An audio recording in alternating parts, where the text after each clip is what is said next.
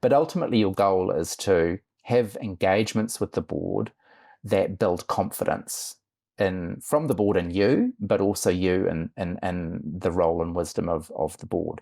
That often starts in making sure that the papers in which you present to the board are good quality. Hello and welcome back to this week's episode, and I'm joined by longtime colleague and somebody who I am thrilled to have invited onto the Ways of Working podcast this week, Julian Smith. Now, Julian is an independent professional director. He has 14 years governance experience, having retired from his executive career in 2019, where he was the Chief Customer Officer for Meridian Energy in New Zealand. He's now a chartered member of the Institute of Directors and the chair of the Northland Branch, and he sits on a number of boards in New Zealand. So no better person to talk about the topic of governance today. Julian, welcome to the show. Good morning, nice to see you. And now, Julian, probably the most obvious question and where we'll start is, what is governance? Oh yeah, really good question. Well, I think at its simplest, governance really is thinking about the strategic issues and the long-term sustainable health of an organisation rather than the day-to-day operational components of running a business. And much of good governance is about holding the executive to account to ensure that they're delivering on the objectives for the shareholders and the stakeholders of the business, but also working with the executive in partnership to create the strategic roadmap for the organisation, to ensure compliance in the business is what it needs to be to meet regulatory requirements. But most importantly, I think governance is as much about setting the culture of the organisation and how the organisation behaves, operates and leads itself in a pretty complex environment for most businesses. You know, that's interesting because one of us works in the world of high-performance cultures, and you're talking and saying that governance is something to do with culture as well. So how does that overlap work? How does the way we lead and run the business impact the culture from a governance perspective? Yeah, good question. And I think if you're an executive working with a board or in a business that has a board, my observation as an executive who was in that space but now as a board member, often there can be a degree of tension or frustration between the executive and the board. Often an executive might be challenged or kind of irritated or frustrated by the board, and that's a good sign that there isn't cultural alignment. If you think about, I guess, governance education, and if you do the sort of learning and development and professional development work to be a professional director, you learn quite quickly that culture starts at the top of the organisation. So the quality of the relationship between the board and the executive team, the chair and the CEO, how the board conducts itself in board meetings, the team dynamic, the respect, the challenge that operates within that environment is really sort of sets the tone for the rest of the organisation. So the way in which a board holds itself, carries itself and operates casts a very, very long shadow. And boards are very focused on the engagement of people that work in the business. Do they have a sense of belonging? Is there a sense of purpose? Is there a belief in the mission of the business? And that, in my view, is all intrinsically linked into culture. It's so interesting hearing what you're saying and just drawing some of those links between the people side of the business and the business side of the business, the commercial side of the business. And what I'm hearing is that if a board is doing its job correctly, not only is the business performing from a commercial aspect, but there really is that high engagement, good leadership, good people management happening. And that starts right at the top. It absolutely does. And one of the kind of key metrics that a board will be monitoring quite closely is the health of the workforce, from health and safety, which is critical, mental well-being, how engaged they are, attrition levels. Those are all kind of critical metrics that boards track very, very closely. And if those aren't where they should be, then there's usually quite robust conversation around the board table as to why that's the case, what needs to be done, and what are the executive team doing to address those issues.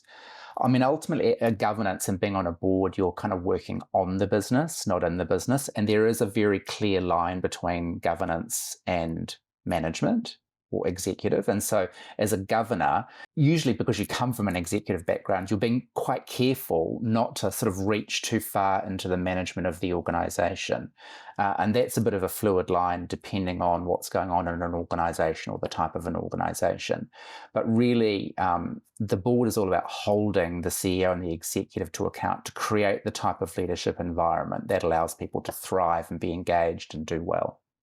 That's somewhere I want to go a little bit deeper, because I know from experience with the clients that we work with, often members of the executive will have governance responsibilities in their day-to-day role. How does that, what I would call management of the business governance versus board level governance, how does that differ, or where are the differentiation points? At its simplest, the board is looking at a higher level. Boards don't typically go down into a business unit performance unless there's a specific issue there that needs to be explored strategically, for example.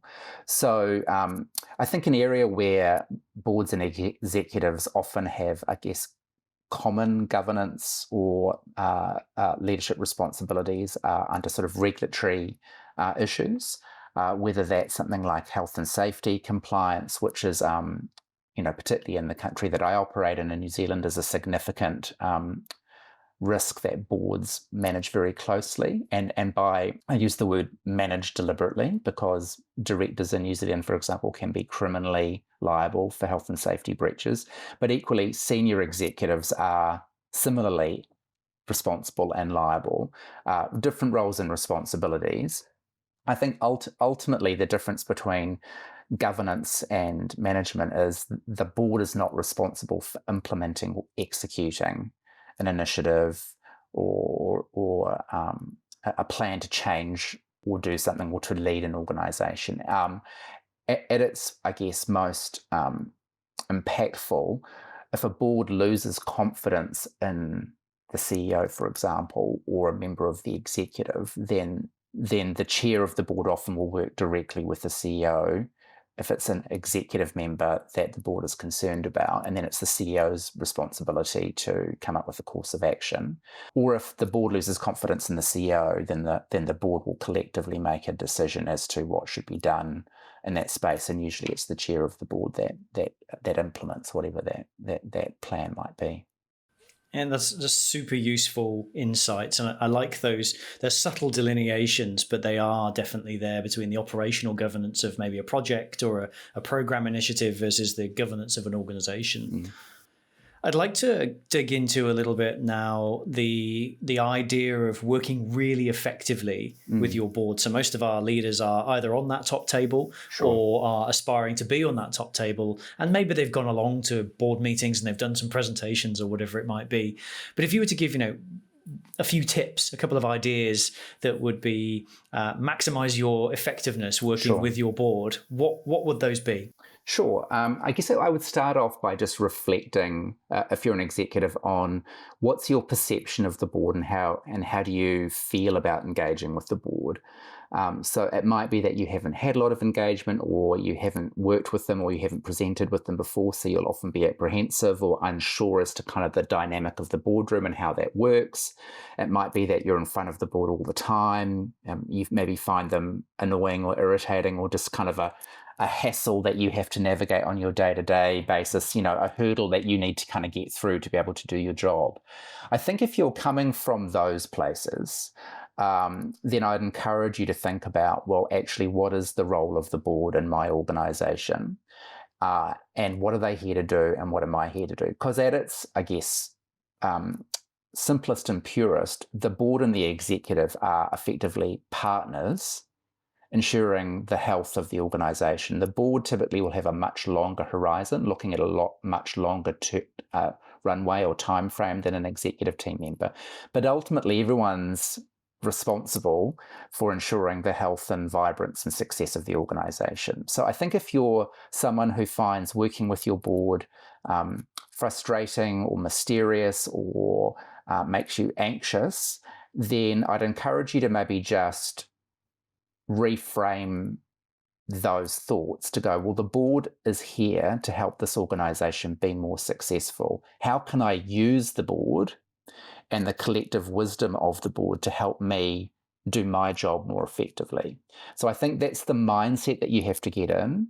I've certainly, in my executive career, presented to lots of boards and have found some of those experiences pretty challenging and intimidating, some of them very enlightening and fulfilling. And ultimately, as I guess my executive career evolved and I became more experienced and more comfortable in the boardroom, I really started to value and trust the constructive debate and challenge in the boardroom, because ultimately I knew it meant that I would get better outcomes, or I would get more wisdom to help me solve a problem or kind of move a business unit forward. So I think having the right mindset is correct, is the correct path. Secondly, I think you need to really understand what governance is and the role of the board. And you have to think of the board as a group of complex stakeholders. You need to know who's on the board, who's the chair of the board, how they like to operate, chat with the company secretary or the CEO to really understand how that particular board or your board likes to work. I think ultimately, when you can secure the confidence of the board, you're really in the perfect position. And you may often see that some of your colleagues, for example, appear to have an easier time in the boardroom than you do, or maybe you often kind of go, well, why does that person not get the same sort of questions that I get? And generally the answer for that is the board has confidence in that person. They may well know that person more, they've seen them more, they've built a relationship, whereas they may know you less. But ultimately your goal is to have engagements with the board that build confidence from the board and you, but also you and the role and wisdom of the board. That often starts in making sure that the papers in which you present to the board are good quality. And I would say on average, 2/3 of the papers I see as a board member are not at a level that I think is acceptable generally in terms of the quality of board papers. And I think that's, as an executive, it's a very specific skill being able to write a very good board paper.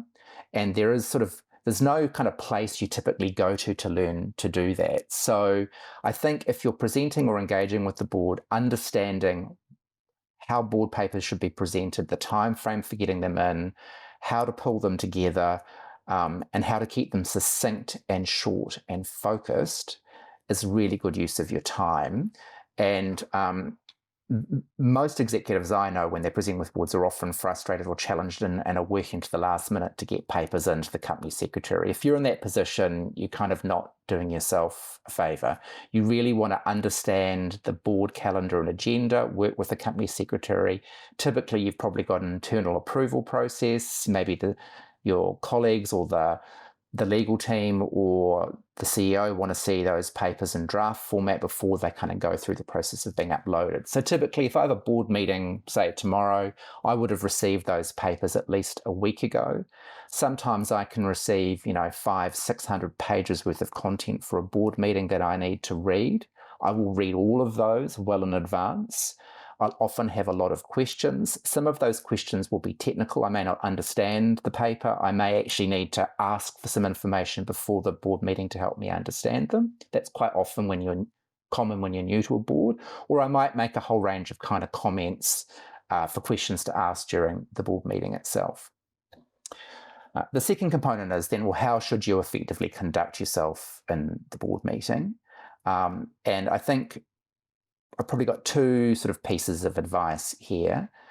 Typically, board agendas are set by the chair and the CEO and the company secretary, but they can be quite fluid, and often the board will decide on the day whether they want to expand an area or contract an area. So, if it's a board day, make sure you've got lots of time in your schedule and you can be flexible in terms of, when you need to be in front of the board.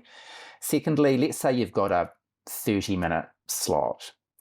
Make sure you have absolutely no more than 10 to 15 minutes worth of content that you want to discuss or present.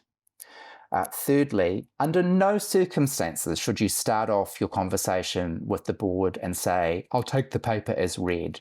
It just is incredibly annoying to a board member for an executive to say, I'm going to assume you've read my paper. We're like, yeah, of course we've read the paper. We're professional directors.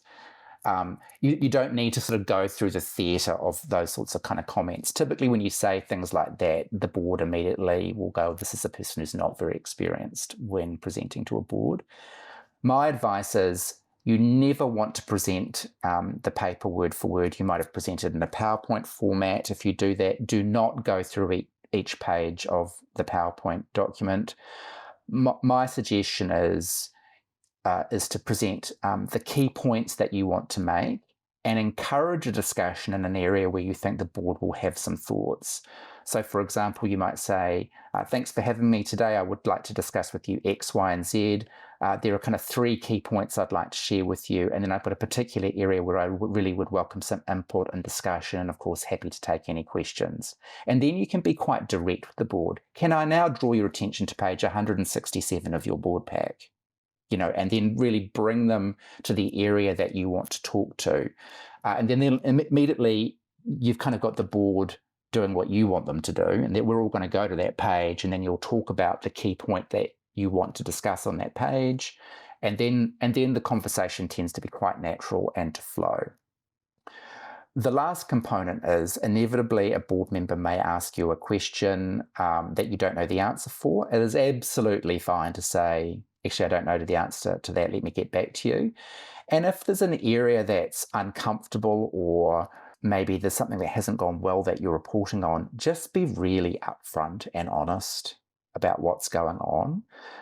Because typically we've all been in the position where you're having to report bad news to a board, and we know how hard that can be. So the more upfront, straightforward, and honest you are, the less defensive you will appear. And the less defensive you appear, the easier it is for the board to have confidence in you. It's very common, that there are incredibly complex challenges in businesses that don't have easy answers. So I think inviting the board to help you solve those issues or problems is a good thing. The more defensive you are in your interaction with the board, and the more you try and say, hey, I've got that under control, nothing to look at here, the less authentic the relationship is. Just so much valuable stuff in there, Julian. Thank you. And I was listening as you were going and trying to summarize that into some sort of core points. First one being around the idea of paying attention to where you're feeling some tension, which is a good executive leadership trait anyway. Why am I feeling uncomfortable about this? And how can I potentially get some better value out of this situation to teach or educate or grow me? That would be amazing. Really, and it's something I think often we don't get as executives. We don't get a lot of feedback from other sources. So our board is our opportunity to get some feedback and help us learn and grow, like we did earlier in our careers. I really like that one you shared. Invest in the relationship building piece. Gain their trust, gain their confidence. Focus on your paper quality. Submit on time, submit good quality. Make sure you know your way around your paper. Seek discussion and help direct the discussion, and be honest. It's okay not to know. I really like those ideas in terms of how do we work better with our board. I think and follow up promptly, like really prioritize feedback and follow up promptly, I think always builds confidence. And in general rule, if you present 20 papers, I'm sure it can be presented in 8 pages. So I think the challenge in presenting a good quality paper to the board is that you need to edit it ruthlessly. And typically I will get a 10 to 12 page document that really should only be 3 to 4 pages. And what that tells me is the executive isn't confident in exactly what the core issues are. So they're giving me everything. Yeah, less can be more in these circumstances, for sure, from experience and from watching other leaders in play. Super useful in how to engage with a board. Let's just switch tack slightly now. Sure. And start thinking about, I'm in that stage of my career where potentially I'm going to some of these board meetings, and I'm maybe considering that that's somewhere I might want to head in the near future. What would be, from your experience and the work you do with the Institute of Directors, what would be a good path or some steps that I might work through in order to set myself up for the move into a governance role, into a director role? Sure. So if you're curious about governance and whether that could be part of your career path, I think the first thing to reflect on there would be, what are you curious about? And what is your motivation for doing that? And just kind of really just hang about in that space for a while and kind of really ask yourself the question, what is it that is interesting me or making me curious about this? It might be that you've worked with the board a lot, and so you kind of look at the work that they're doing and that you're sort of really interested in a portfolio career where you work across a range of organizations that sort of suits your skill set, for example. It might be that you really like this idea of having a seat at the top table and getting to be involved in kind of making the kind of key decisions of an organization. I think generally being a member of a board or a professional director is quite an intellectual and challenging occupation. A lot of the information that you gather to be effective is written down, so you have to be really comfortable being able to receive a lot of information in a written format and being able to digest that and process that. I think if you're curious about it and you aren't working with a board on a regular basis, then I encourage you to reach out to somebody who is a professional director, or even just see if you can get an introduction to a member of a director of the organization you work for, and ask if you can ask them about what it's like to be a director, that you're kind of curious about it. Certainly in almost every Western country in the world, there'll be a professional body for independent directors. Take yourself along to one of their events. They have many of those that sort of talk about the basics of governance and what it looks like in the introduction to governance. That'll give you a good idea of whether it is for you. If your motivation is, hey, I can, work one day a week and kind of read some stuff and make some interesting decisions, and I don't have to be in the day-to-day grind of, delivering more profitability for an organization, I'd reflect on that motivation. Typically, when you move from an executive world to a governance world, your income drops considerably. So your motivation can't be financial to move from the executive world to the governance world, because it just doesn't pay as well at all, for a whole range of reasons. I would, if you are kind of curious, you want to dip your toe in the water, I would really explore finding a not-for-profit board that you can get a role on in an area that you're passionate about. So it doesn't sort of matter what that board is or the area, but something that you're personally vested in or interested in. It might be a sport, it might be an arts organisation, it might be a health-based organisation, but find something that you're an area that you're interested in, a not-for-profit, and that's probably your easiest pathway into governance. You don't necessarily have to have a lot of governance education specifically to kind of move into those not-for-profits, and they can be very good learning environments. The key thing you want to focus on there is make sure that the not-for-profit you choose has a good board and it's led by an experienced chair. So you need to do due diligence whenever you're looking at any governance opportunity. But your first one is quite critical, because that's where you learn a lot of the governance behaviours that will influence your governance career. So you want to make sure you're learning from people who are exhibiting the right sort of governance behaviours and leadership that requires practices. A bit of due diligence in itself, right? So you're actually asking around who is an experienced chair, who's a good example of a chair that I can latch onto and reach out and have a conversation potentially. Yeah, and certainly if you're exploring an organisation, and this goes, I think, for any governance role, it is an absolute expectation from the board that you will want to do due diligence about the board and the organisation before you accept a role. So you can actually ask a lot of questions, ask to see a lot of documentation. It may require you to sign a non-disclosure agreement, but they're pretty standard, and that's pretty straightforward to do. You can certainly ask to sit in a board meeting and observe it. You can certainly ask to see previous board papers, and they'll give you a really good handle on, I guess, the governance maturity of that particular organisation. And then if you're looking at then there's a laundry list of due diligence components you look at as a professional director to make sure the organisation is solvent, it's well funded, it's well led, it's meeting its compliance obligations and so forth.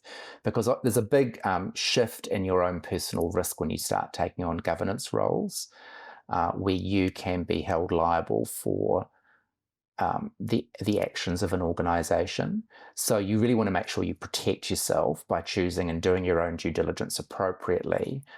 Certainly some governance roles are much riskier than others, and happy to have that conversation if it's quite technical, but you really do need to do your due diligence. Is this a group of people that I can work with, that I can learn from, that I want to, get involved with?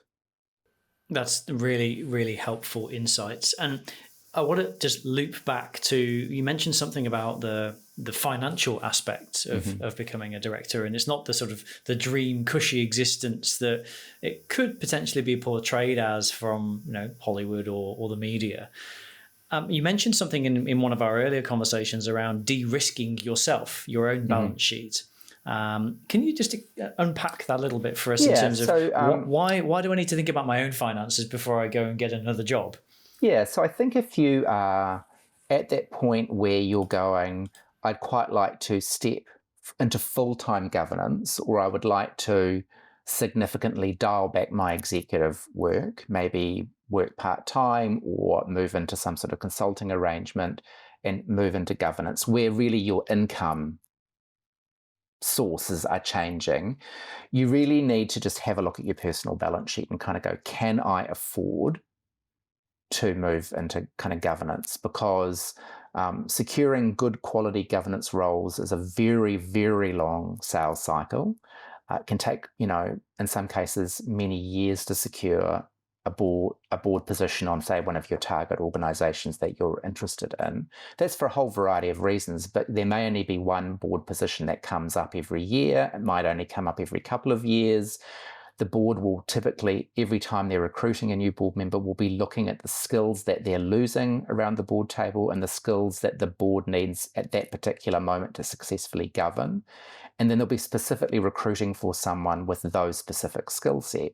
So if you don't have those specific skills, for example, I'm not a chartered accountant, therefore it's unlikely if the chair of audit and risk of an organisation retires or their term ends on the board that I would be considered as a likely replacement for that particular person. So it's a very long sales cycle. So your personal balance sheet is kind of critical. So the best advice I've ever received here is if you have to rely on your board fees or your board income to pay bills, you are not ready to move into governance. And the reason for that is, as a director, first and foremost, you have a whole range of obligations that you need to meet from a compliance perspective around the effective governing of that organisation. If at any point you become uncomfortable or you lose confidence in how the organisation is being governed or led, you need to be in a position where you can immediately resign from that board to protect yourself. If you're relying on the board income to pay, for example, mortgage or bills, then it's much more difficult for you to resign immediately. You never want to put yourself in a position where you have to be on a board because you're relying on the income from your board fees. So that typically means, and that's why most senior directors typically have retired from executive life. They usually have some independent wealth behind them and they can support themselves and their families outside of their board fees.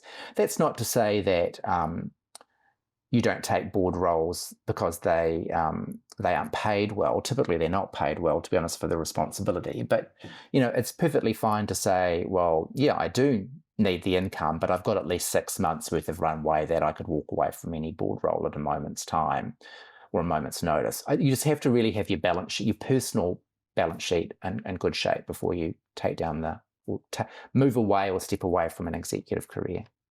I think that's really sound advice, especially the idea of if I disagree or I lose confidence in the way things are working, that I can immediately step away to protect myself, but also to protect the organisation from potentially my skewed judgment based on a financial commitment or obligation that I might have. Yeah. Because we want to be able to do our best work.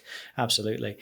Julian, so many gems. I feel like we could literally talk for hours on this topic. But I do want to finish us up in terms of a couple of key questions that I think would be useful. If there's one key takeaway that our listeners could gain from this conversation, what would you share with them? That the quality of the relationship between the executive and board is fundamental to the health of the organization.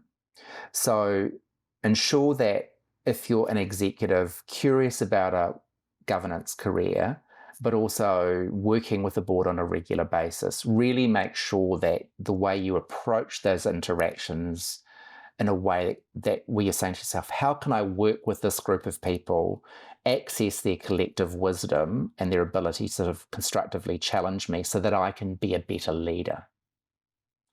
And then I think as a board member on the other side of the equation, once you start to transition, you're really sitting there going, how can I support this executive? How can I make sure that I can constructively challenge them, ask them questions, introduce concepts to them in a way that helps them deliver better outcomes or gives them input to start to think about how they might approach things in a slightly different way. Fantastic. Gifts on both those little gold nuggets that we can tuck away for future usage. Julian, thank you so much for coming on the show. And if people want to connect with you, find out more, reach out about the Institute of Directors or the work that you do as an independent director, sure. What's the best way to get in touch? You can find me on LinkedIn. Just search under Julian Smith and you'll find me at Julian Smith in New Zealand, and you'll find me, or you're welcome to email me at julian@juliansmith.co.nz. Fantastic. Thank you so much for sharing your wisdom, your experience, and a slightly different episode of the Ways of Working podcast this time around, because I think it was just an absolute opportunity to shine a different light on how we can improve business performance by the way we work with our boards, by the way we transition into boards, and the way that the boards are trying to desperately support our business and their performance as well. So thank you for joining us. I really appreciate it. You're very welcome.